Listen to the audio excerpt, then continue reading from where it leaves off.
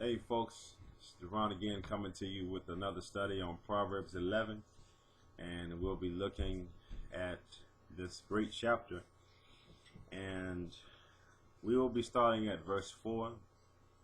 And just to review, we talked about the day of judgment and how there will be no money at judgment. There will be no bank accounts. There will be no stocks, bonds, annuities, or real estate investment money. There will be no capital gains at judgment.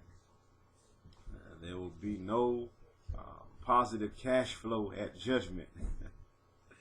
All right, so we want to look at and review on pride, on the word of pride, and talk about the dishonest self-promotion that is in so many places of the world today, even in the church, unfortunately, and how humility is an honest assessment of our own strengths and weaknesses. Oh, that's so deep. Have we really assessed honestly our own strengths and weaknesses? A lot of people like to focus on their strengths, but don't want to focus on their weaknesses. And in order to get better as Christians, in order to be better, we must focus on our weak areas. And what kind of weak areas do you have? What kind of weak areas do we need to focus on? Let's look at right living.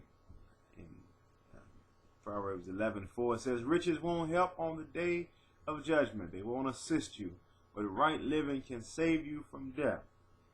Commentary says that right living, which flows from wisdom, is more important than riches. Nothing is wrong with riches.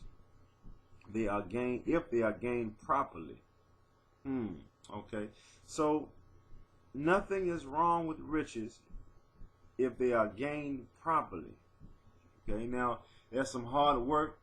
Ill-gotten gains are not allowed in the kingdom of God. No getting rich by drug dealing or drug selling or bad politics or smuggling anything.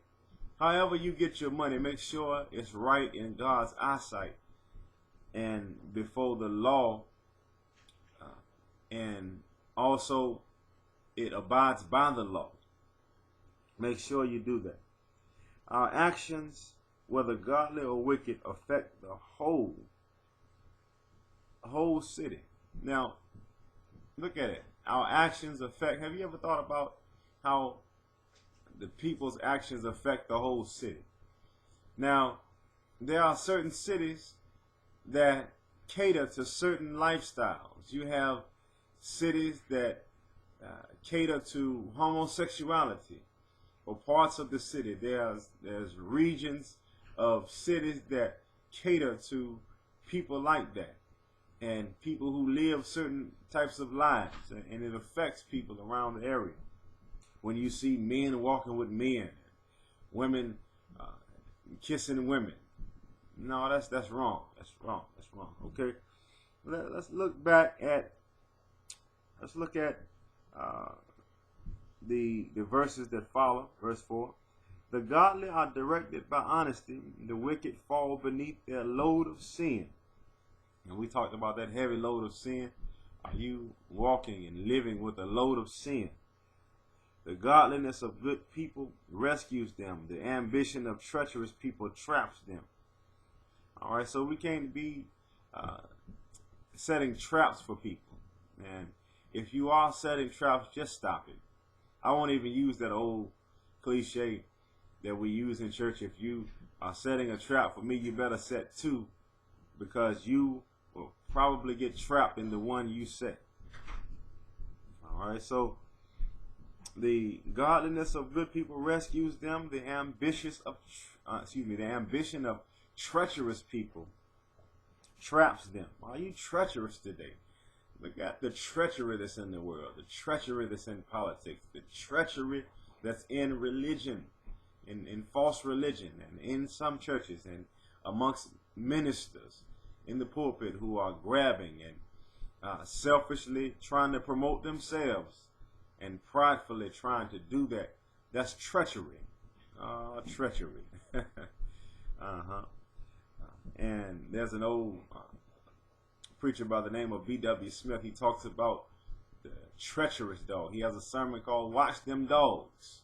And he talks about the proverbial dogs in the church that are treacherous, that they look harmless, but when you hang around them long enough, you'll find out that they are treacherous and they'll hurt you. Talking about treacherous dogs. Beware, watch them dogs. All right. So let's look at, let's see, verse 7. It says, when the wicked die, their hopes die with them, for they rely on their own feeble strength. If you are wicked and you've got some wicked ways, you have to realize that your strength has an expiration date. Your strength has a time of expiration, and it's not strong enough. You're not strong enough to fight God's principles and God's laws and God's word. You're not strong enough to go against it. You're feeble, and you need to be humbled to the dust. When the wicked die, their hopes die with them. What are the hopes of the wicked? Wow. Verse 8 says, the godly are rescued from trouble, and it falls on the wicked instead. All right, let's look at the commentary. It says, these verses, like 10:3, contrast two paths in life, but are not intended to apply universally to all people in all circumstances. God's people are not excluded from problems or struggles. If a person follows God's wisdom, however, God can rescue him or her from trouble. Do you need to be rescued from trouble today? Are you in trouble in any category in your life? Are you in trouble financially? Are you in trouble spiritually? Are you in trouble physically? Are you in trouble in your health? Are you in trouble in your family? Are you in trouble in society? Are you in trouble dealing with court cases and facing jail time? And have you been wrongly accused? God can rescue you from trouble. Are you in trouble in your relationship? Are you in trouble in your marriage? God can rescue you from trouble. A commentary says, but a wicked person will fall into his or her own traps. Even if good people suffer, they can be sure they will ultimately be rescued from eternal death.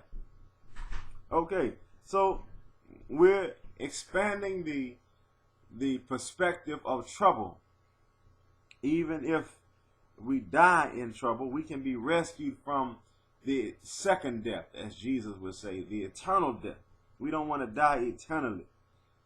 So good people suffer for Christ. Good people who have decided to take up the cross of Christ, we must realize that we must suffer in Christ in many different ways. Suffer spiritually, suffer when it comes to fighting against false doctrine and false churches and apostasy, and suffering in our body as we fight sin and fight temptations and resist temptations and fight those who oppose God and oppose themselves in the spirit. It says if we follow God's wisdom, however, God can rescue us from trouble. God is a rescuing God. He's a rescuing God. Has he rescued you lately? Do you have a testimony where God has rescued you from something or someone or something? Okay, let's go on. Let's see. Verse 9 says, with their words the godless destroy their friends, but knowledge will rescue the righteous. Now we're talking about words, and the Bible often speaks about edifying, encouraging, and building people up with words and being an encouraging person. We should be the most encouraging people that we know. Not tear down, not destroy other people's lives with our words, and not destroy their mindsets and their perspectives, and not destroy their childhood, but we should build them up and praise them and encourage them with reasonable words. Let's look at the commentary. It says the mouth can be used either as a weapon or a tool, hurting relationships or building them up. Sadly, it is often easier to destroy than to build, and most people have received more destructive comments than those that build up. Every person you meet today is either a demolition site or a construction opportunity. Your words will make a difference. Will they be weapons for destruction or tools for construction?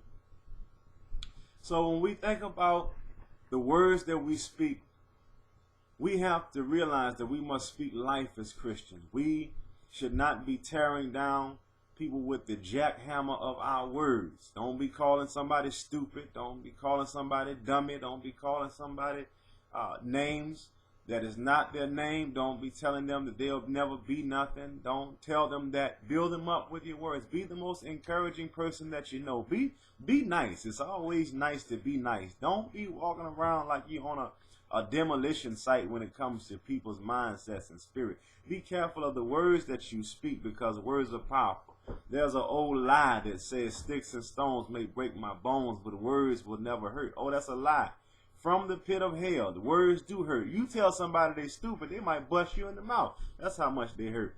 If you call somebody a stupid, egg-headed fool on the street and you don't know them, you might be missing some teeth. So words do hurt, and don't believe that lie. So and people are just reckless with their mouths, gossips and busybodies, especially in the church. People don't think before they speak. I think we've all been guilty of that, not thinking about the consequences of our words. So let's think about the consequences. Let's not be walking around with hammers and jackhammers tearing people down, and the hammer of our tongue. And James, in the book of James, it talks about how the tongue can be set on hellfire. And this tongue, though it is a little member, it tears down many lives.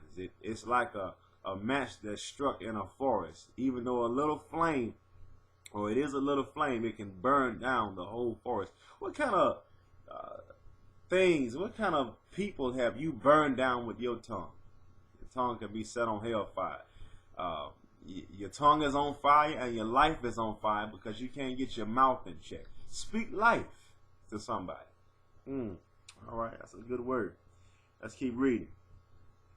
It is foolish to belittle one's neighbor. It's foolish to talk down your neighbor, your brother, your sister, your cousin, your family member, your church member. Why talk people down?